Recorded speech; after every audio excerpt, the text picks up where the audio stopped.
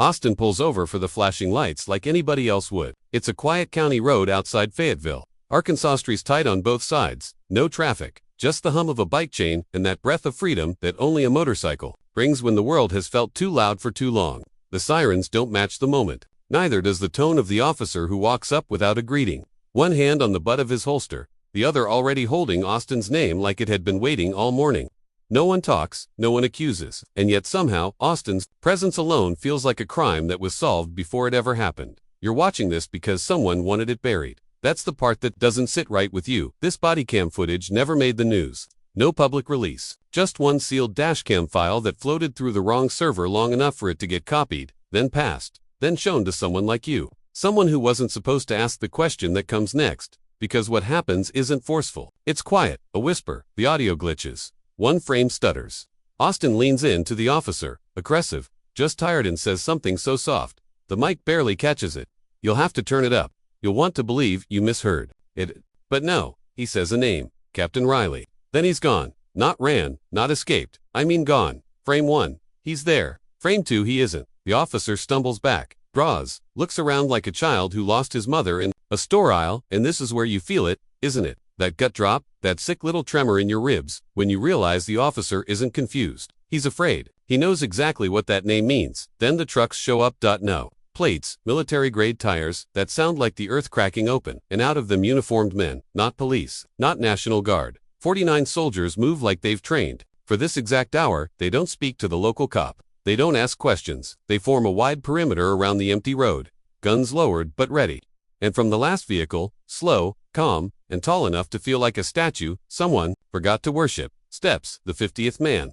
No insignia, no badge, just an old bronze compass hanging from his belt, ticking in the wrong direction. The dashcam feed cuts to static the moment his boot touches the gravel. But here's what's worse. 3 days later, a baby in Little Rock, barely old enough to babble, reaches for his mother's phone and says a word no one in that house has ever spoken before. Riley? So here's what no one dares ask. Who was Austin before the uniform showed up? And what the hell happens when the compass stops ticking? Because tonight, in a locked evidence box no one remembers logging. That compass just started spinning. Again, the compass doesn't just spin. It clicks, like it's counting something, or signaling, or remembering. But it wasn't the compass that made the technician leave the evidence vault with vomit in his throat and resignation papers in his bag. It was what came with ITD looped voice embedded in the static when the tape restarted on its own at 2:14 a.m. Long after it had been archived, long after the file had been sealed and deleted twice. The voice is a child's. Soft, crooked with confusion, echoing over itself like it's trying to line up the past with the now. It says, he was never on the road. Pause. Then again, he was never on the road. But the third time, something shifts. A drag of vocal fry like the mouth isn't human anymore. You were, and that's when the footage changes. Not just a little, not just compression artifacts or dropped frames. The cop isn't the same man anymore. His face, it's yours. And you remember pulling over. You remember the sirens. You remember sweat. The kind that drips even though you weren't scared. The kind that knows something your brain doesn't. But you don't ride motorcycles. You never have. Do you? Some part of your mind, quiet until now, whispers, that's not true. And then you see him again. Not in the file. Not in some hallway. But behind your eyes, in that deep internal space where childhood memories and trauma hide in messy flickering silence. Austin not gone. Not erased, just somewhere else. A place without time, but full of watchers. A place you remember from a dream you had when you were 7, when you woke up screaming about the man with the wrong shadow. The one whose reflection blinked twice when yours only blinked once. The one who called you Riley, even though no one had ever said that name before in your house. You bring this to Mira. She was your sister's roommate back in 2009. Ex-NSA. Claims she left after a red file fell off the wrong desk. She's the kind of person who never makes tea the same way twice. Never sleeps facing the same wall, and won't say the word coincidence unless she's drunk. You trust her mostly, or maybe you trust that she believed what no one else would, but when you show her the footage, she doesn't react. Not at first. She rewinds it, plays it again, pauses right before Austin says the name. Listen to the trees, she mutters, tilting her head. You tell her that's not how audio analysis works, but she shushes you like a mother with a knife behind her back. She turns the volume up, filters the background layers. And then she looks at you, not scared, not shocked, just tired. Like someone who's about to break a rule they've kept quiet for too long. There's a second voice under his. She says, you lean in. It says, don't look for me. You're already me. And then she lies. You can feel it. She tells You that she doesn't know what it means. That it's probably just a data fragment, an overlay from another time stamp, but something in her left eye flinches. Something in her teeth clenches too fast. You've seen Myra dissect lying congressmen, decode false flags in military speech. She doesn't misspeak. Later, you find her phone smashed in her trash. The compass is gone from the vault. And something's changed in your apartment.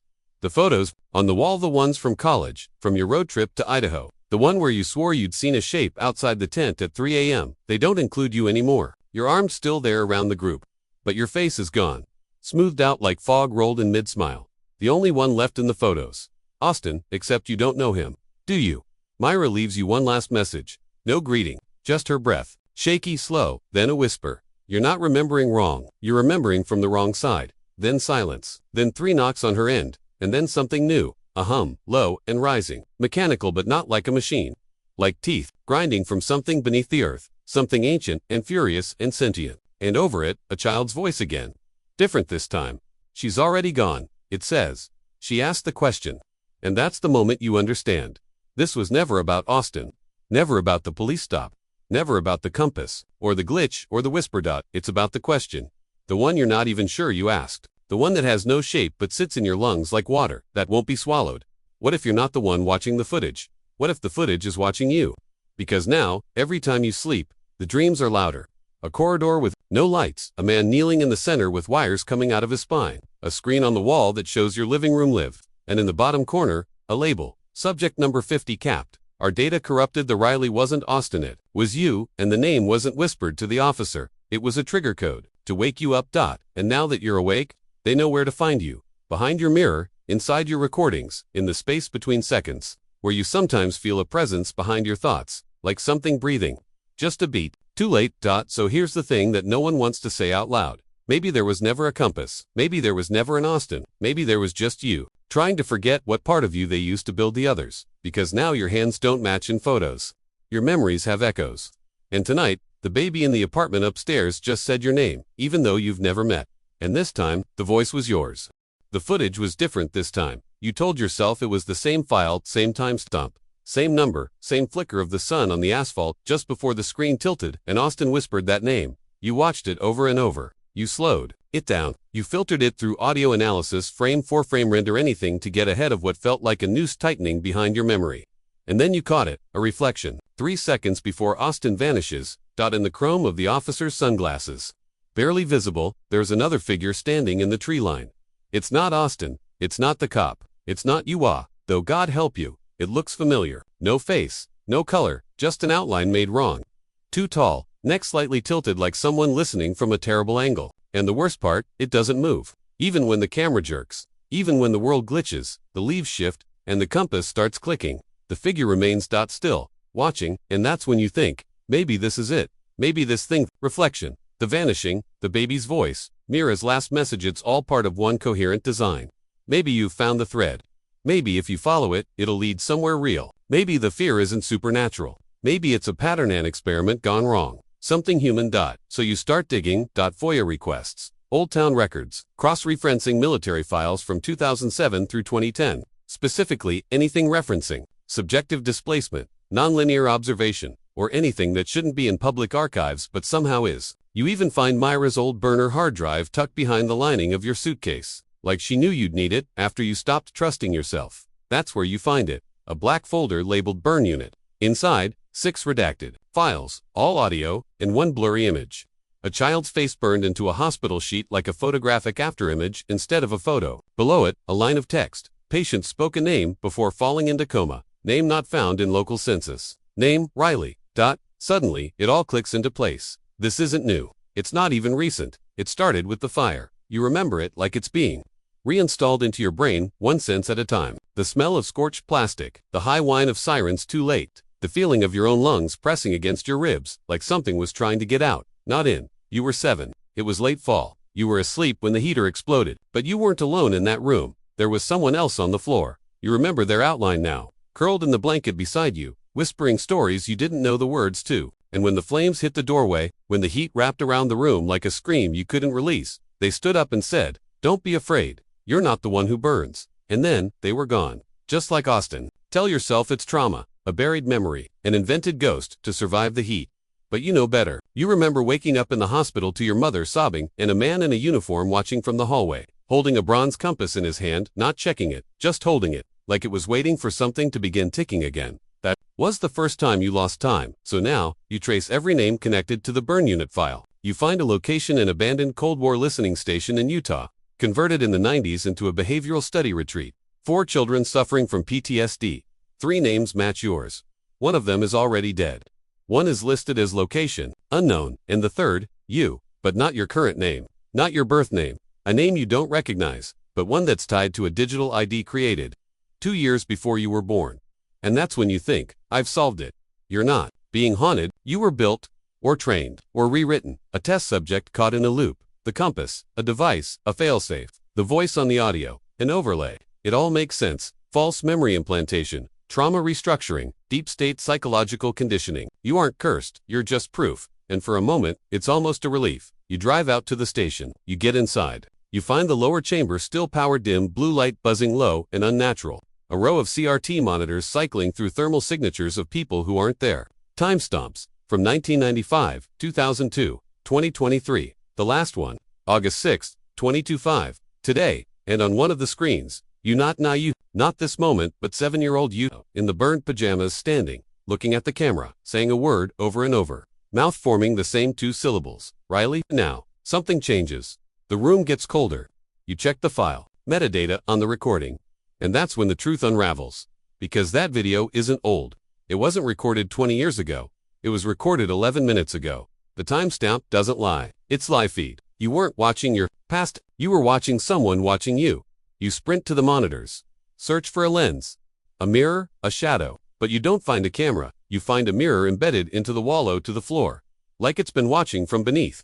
And in the mirror, you see yourself. Only there's something wrong. The reflection lags a half-beat delay. Then it smiles. You didn't. You step back. And for the first time, you see the truth Myra couldn't say. It's not that someone replaced you. It's that you're the replacement. You're the looped-up copy. The mimic built to carry the memory without ever understanding what it was. Austin didn't vanish. Myra didn't lie. The compass never tracked anything outside of you. It's you they've been logging.